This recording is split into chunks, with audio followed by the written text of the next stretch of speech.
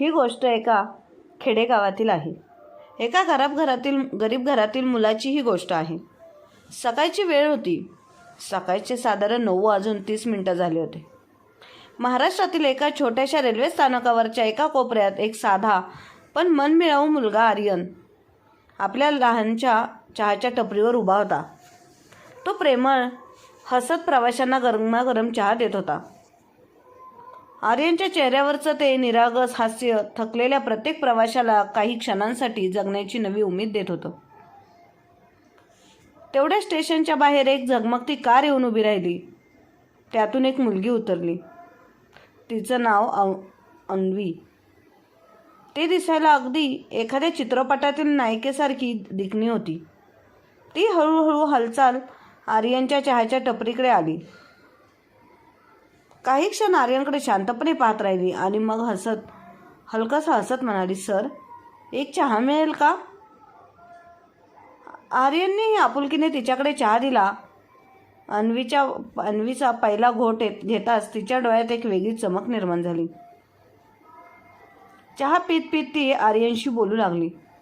हसत हसवत जणू एखादी राजकन्या सामान्य जगात उतरली होती. पण खरा धक्का देणारी गोष्ट तेव्हा घडली, जेव्हा चहा संपल्यानंतर अन्वीने एक अत्यंत निरागस पण धक्कादायक प्रश्न विचारला, "तू माझ्याशी लग्न करशील का?" आर्यन एकदम थबकलाच. त्याचा श्वासाचा ठोका चुकला. इतकी श्रीमंत सुंदर मुलगी एका सामान्य चहा विकणाऱ्या मुलाला असा प्रश्न कसा विचारू शकते? पण मित्रांनो, तो फक्त एक प्रश्न नव्हता, तर ती एक सुरुवात होती. अशा सत्यकथेची, ज्याचा शेवट आर्यनसारख्या मनाने निर्मळ असणाऱ्या मुलालाही माहीत नव्हता. कारण पुढे जे घडणार होतं ते मुलाच्या काळजात खोलवर उतरून जाईल. मित्रांनो, संपूर्ण कथा जाणून घेण्यासाठी शेवटपर्यंत व्हिडिओ बघा, लाईक करा, चॅनलला सबस्क्राईब करा आणि कमेंटमध्ये तुमचं नाव आणि तुमच्या शहराचं नाव नक्की लिहा. आर्यनचा जन्म उत्तर प्रदेशमधील बलिया जिल्ह्यातील एका छोट्याशा गावात झाला होता. त्याचं कुटुंबात अत्यंत साधं होतं. त्याच्या कुटुंबात आईवडील आणि एक लहान बहीण होती. त्याच्याकडे पैसा कमी होता, पण प्रेम आणि आनंद मात्र भरपूर होता. लहानपासूनच हुशार होता, पण गरिबीमुळे त्याला लवकरच मोठं व्हावं लागलं. शाळा संपल्यानंतर तो वडिलांबरोबर मजुरी करू लागला. आईचं प्रेम, बहिणीचा हसरा चेहरा आणि वडिलांची सावली त्याची खरी संपत्ती होती. पण नशिबाला काही वेगळंच मंजूर होतं.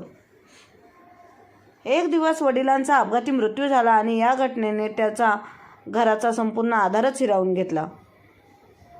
फक्त 17 वर्षांचा आर्यन आता पूर्ण घराचा आधार झाला होता. बहिणीचे शिक्षण, आईचे औषध, खरोखरच सर्व काही त्याच्या खांद्यावर आलं होतं. वडिलांच्या गेल्यानंतर त्यात जगातच थांबून गेल्यासारखं वाटू लागलं. आईच्या डोळ्यात आता चिंता होती. बहिणीचं हास्य हरवलं होतं. एक दिवस आर्यन अंगणात शांत बसलेला होता. हातात एक जुनी पिशवी आणि मनात हजारो प्रश्न होते. तेवढ्यात त्याला त्याच्या शाळेतील मित्र राहुलची आठवण झाली, ज्याचे वडील मुंबईत काम करत होते. राहुल नेहमी म्हणायचा की मुंबईत मेहनत केलीस तर पैसा बरसतो. "भाऊ बस." "मग काय?" आर्यन आईसमोर गेला आणि म्हणाला की "आई, मला मुंबईला जायचंय. काहीतरी चांगलं काम मिळेल. बहिणीचं शिक्षण आणि लग्नही होईल." आई आधी थबकली. तिचे अश्रू थांबत नव्हते. पण जेव्हा आर्यनने तिचा हात हातात घेतला, म्हणाला, "आई, मी इथे राहिलो तर आपण थांबून जाऊ, पण गेलो तर कदाचित काहीतरी मिळवता येईल." तेव्हा आईने थरथकत टोक हलवलं आणि त्याला आशीर्वाद दिला आणि म्हणाले की "जा बाळा, देव कायम तुझ्यासोबत आहे." दुसऱ्या दिवशी आर्यनने आपल्या फाटलेल्या बॅगेत 2 जोड कपडे ठेवले आणि आईच्या हाताचा प्रसाद घेतला आणि अश्रूंनी भरलेल्या डोळ्याने गावाच्या वाटेवरून पायवाटे मुंबईकडे जायला निघाला. तीच मुंबई जिला सर्वजण स्वप्नांची नगरी म्हणतात. अशी मुंबई जिथे प्रत्येकजण काहीतरी बनवण्याचा स्वप्न घेऊन येतो, पण यश त्यालाच मिळतं जो कधी हार मानत रेल्वे स्थानकावर पाय ठेवल्यावर आर्यनला वाटलं की तो एखाद्याचं वेगळ्याच जगात आलाय. कारण त्या शहरात सगळीकडे गर्दी, कोलाहल, उंच इमारती आणि प्रत्येक चेहरा गोंधळलेला होता. राहुलच्या वडिलांनी त्याला उचललं आणि एका वर्कशॉपमध्ये नेलं जिथे चपलांची शिलाई व्हायची. काम खूप कठीण होतं. तासनतास उभं राहावं लागायचं. हाताला फोड येत असत, पण आर्यनला त्याचं स्वप्न पूर्ण करायचं होतं. दिवसा वर्कशॉपमध्ये राबायचा आणि रात्री रेल्वे स्टेशनच्या जवळच्या माधवबाबांच्या छोट्या चहाच्या दुकानात त्यांना मदत करायचा. माधवबाबा एकटेच वृद्ध व्यक्ती होते. त्यांना वेळेने हातबल केले होते. त्या छोट्याशा चहाच्या टपरीवर त्यांचं जगणं सुरू होतं. आर्यनची निरागसता आणि मेहनत पाहून त्यांनी त्याला आपलं म्हणलं. त्याला म्हणाले की बाळा, तूच माझा आधार आहेस. आजपासून दुकानही तुझंच आणि या दुकानाची सर्व जबाबदारी तुझीच आहे. दिवस सरत गेले. आर्यनने दोन्हीकडे मेहनत केली आणि काही महिन्यातच त्याने गावाकडे पैसे पाठवायला सुरुवात केली, जेणेकरून आईला पुन्हा मजुरीसाठी घराबाहेर जावं लागू नये आणि बहिणीचे शिक्षण सुरळीत चालावं. आणि मग एक दिवस गावाकडून चिठ्ठी आली की प्रियंका बहिणीसाठी चांगलं स्थळ आलं होतं. आर्यन आनंदाने हरकून गेला. त्याने आपल्या कष्टाचे सारे पैसे एकत्र केले, चहा विक्रीतून जमवलेली बचत उचलली आणि गावाकडे परत निघाला. आईच्या चेहऱ्यावर तर हास्य होतं, आणि बहिणीच्या हातावर मेहंदी लावली होती. लग्न मोठ्या धूमधडाक्यात पार पडलं. सगळं गाव पाहतच राहिलं की तोच आर्यन आहे का जो कधी काय लाचार आणि हताश वाटायचा. आज त्याने त्याच्या आईने मिळून आपल्या बहिणीचे आयुष्य उजाळून टाकलं होतं. मग सगळं काही आटोपल्यावर आर्यनला जाणवलं की गावात आता त्याचं मन लागत नव्हतं. त्याला पुन्हा तीच हाक ऐकू आली, तीच मुंबईची गर्दी, चहाचा सुगंध आणि माधवबाबांचा हसरा चेहरा. त्याने आईचे पाय धरले आणि म्हणाला, आई, मला पुन्हा एकदा माझं स्वप्न पूर्ण करण्यासाठी जावं लागेल. माझ्या स्वप्नांना पंख द्यायचे आहेत. आईने भरलेल्या डोळ्याने आशीर्वाद दिला. जा बेटा, तुझं नाव झेंडा रोव. देव तुझ्यासोबत कायम आहे. यावेळी आर्यनने ठरवलं होतं की आता फक्त आयुष्य जगायचे नाही तर ते घडवायचं. मुंबईला परतल्यानंतर त्याने पूर्ण लक्ष माधवबाबांच्या चहाच्या टपरीवर केंद्रित केलं. दिवसभर मेहनत करून ग्राहकाचा चहा विकत आणि रात्री दुकानाचे हिशोब स्वतः करत होता. आता ती टपरी त्याच्या स्वतःचीच झाली होती. माधवबाबांनी निस्वार्थपणे ती त्याला दिली होती आणि आर्यननी त्यांना वडिलांसारखं मानून त्यांची सेवा करत असायचा. आर्यनचं जीवन आता एका सरळ रेषमसारखं झालं होतं. आज साधक, सुस्पष्टपणे, मनापासून समृद्ध तो आपल्या छोट्याशा स्वप्नामध्ये सुखी होता. त्याला फक्त एक चांगला मुलगा व्हायचं आणि आपल्या आईसाठी एक छोटंसं स्वप्नातलं जग निर्माण करायचं होतं. पण नशिबाने त्याच्या झोळीत काही वेगळंच लिहिलं होतं. एकदा श्रावण महिन्यात पहिल्यांदा जोरदार पाऊस पडत होता. संपूर्ण स्टेशन ओलं झालं होतं. पाण्याच्या धारा प्लॅटफॉर्म मधून वाहत होत्या आणि आर्यन आपल्या टपरीवर पावसात भिजत सामान वाचवण्याचा प्रयत्न करत होता. भिजलेल्या वातावरणात त्याचं लक्ष एका मुलीकडे गेलं. ती पूर्णपणे भिजलेली होती, थरथरत होती. तिच्या चेहऱ्यावर भीती स्पष्ट दिसत होती आणि डोळ्यात एक खून उदेशी होती. ती मुलगी दुसरी कोणी नसून तीच अन्वी होती, जिने कधी काळी आर्यनकडे चहा मागवला होता. आर्यन काही काळाच्या आत आणखी थबकली आणि अचानक प्लॅटफॉर्मवर कोसळली.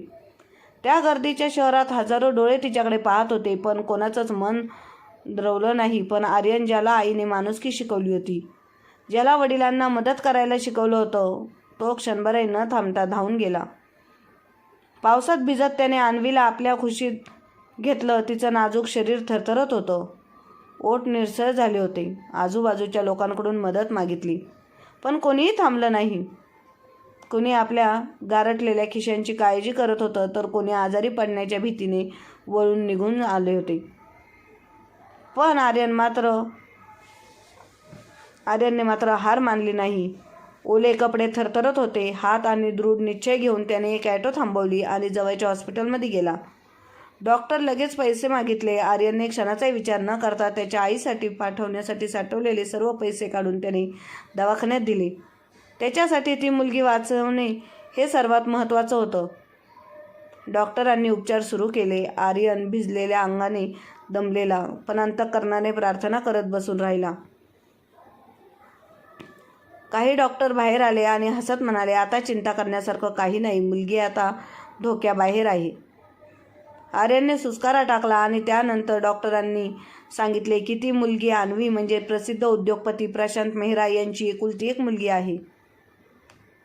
पावसात किंवा भर पाण्यात तिला अशा झटक्यांचे दौरे येतात, कारण एका जुन्या अपघाताने तिचं आयुष्य उद्ध्वस्त केलं होतं. आर्यनने हे सगळे शांतपणे ऐकलं आणि डॉक्टर त्यांना नम्रतेने म्हणाला, डॉक्टर साहेब, आता तुम्ही सांभाळा, मला दुकानावर जायचे. कसलाही मोबदला किंवा ओळख मिळवण्याच्या अपेक्षेशिवाय तो पुन्हा पावसात भिजत आपल्या चहाच्या टपरीकडे निघाला. त्याच्यासाठी कोणाचं प्राण वाचवणं हाच सर्वात मोठा मोबदला होता. हॉस्पिटलमध्ये जेव्हा अन्वीला शुद्ध आली तेव्हा तिला सगळ्यात आधी आठवलं तो आवाज म्हणजे रोको, साप ठीक हो जाएगा. जेव्हा तिला कळलं की त्या चहा विक्रेत्याने तिचं प्राण वाचवलं होतं तेव्हा तिच्या डोळ्यात अश्रू आले. त्या दिवशी तिच्या मनात एक अनखळ भावना निर्माण झाली. तिला समजली न जगाला कधी समजेल. अन्वी ही गोष्ट आपल्या वडिलांना प्रशांत मेहरा यांना सांगितली. प्रथम ते अचंबित झाले. त्यांची एकुलती एक मुलगी आणि एक सामान्य चहा विक्रेता. पण जेव्हा त्यांनी अन्वीच्या डोळ्यात खऱ्या प्रेमाची झलक पाहिली आणि आर्यनबद्दल सगळं ऐकलं तेव्हा त्यांची प्रामाणिकता, त्यांचे माणुसकीने भरलेले हृदय पाहून ते भारावले. तेव्हा त्यांनी देवाचे आभार मानले की त्यांच्या मुलीला एका खऱ्या अर्थाने संपत्ती मिळाली आहे. प्रशांतजींनी कोणालाही कोणताही आडवता न घातला नाही. ते म्हणाले, जर आर्यन तुला खरं प्रेम आणि सुख देऊ शकत असेल तर माझ्यासाठी त्याहून मोठी गोष्ट नाही. आर्यनची आई जेव्हा ही बातमी ऐकते तेव्हा तिच्या डोळ्यातून आनंदाश्रू पाझर फुटतो. ती गावातील आई, जिला कधी काळी आपल्या पोराला मजुरीसाठी शहरात पाठवावं लागलं होतं, आज ती करोडपती जावयाची सासू बनणार होती. देवाने तिच्या ममतेचा हिशोब अखेर चुकता केला होता. आणि मग मोठ्या थाटामाटात आर्यन आणि अन्वीचं लग्न पार पडलं. स्टेशनवरील त्या छोट्याशा चहावाल्याला अचानक संपूर्ण शहराने हिरो बनवलं होतं. वर्तमानपत्रांमध्ये हेडलाईनमध्ये झळकले, एका चहावाल्याच्या खऱ्या माणुसकीने करोडोंची मनं जिंकली. पण आर्यन तसाच राहिला, साधा, जमिनीशी जोडलेला आणि मनाने खूप श्रीमंत. लग्नानंतर प्रशांत मेहराने त्यांच्या एका कंपनीची पूर्ण जबाबदारी आर्यनवर सोपवली. आर्यननेही रात्रंदिवस मेहनत करून त्या कंपनीला नवनवीन उंचीवर नेले. आता तो फक्त एक चांगला पतीच नव्हता तर एक चांगला मुलगा, जावई आणि माणूसही बनला होता. आर्यन आणि अन्वीच्या आयुष्यात हळूहळू आणखी आनंद आला. त्यांना 2 गोंडस मुले झाली जी त्यांच्या आयुष्यात आनंदाचे गोडवे घेऊन आली. घरात हसू, प्रेमाने आपलेपणा प्रत्येक कोपऱ्यात भरलेला होता. आर्यन आपल्या आईची पूर्ण काळजी घेत होता. तीच आई जिने कधी काळी उपाशी राहून मुलांना स्वप्नांची उंच भरारी घ्यायला मदत केली होती.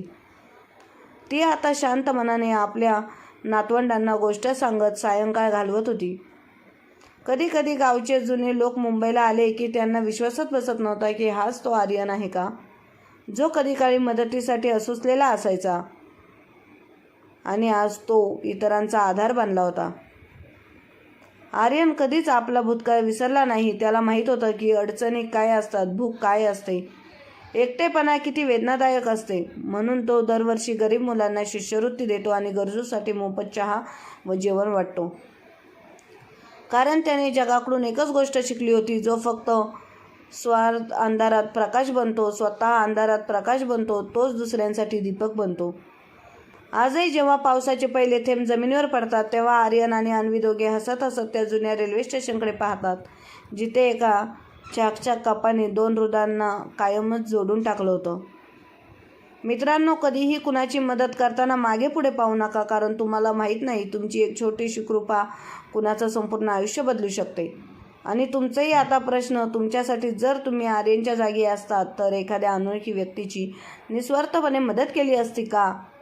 आणि अन्वी आणि तिचे वडील प्रशांत मेहरा त्यांच्याबद्दल तुमचं काय मत आहे? कृपया खाली कमेंटमध्ये नक्की लिहा, कारण तुमच्या उत्तरातूनच कळेल की आजच्या कलियुग जगात माणुसकी किती शिल्लक आहे.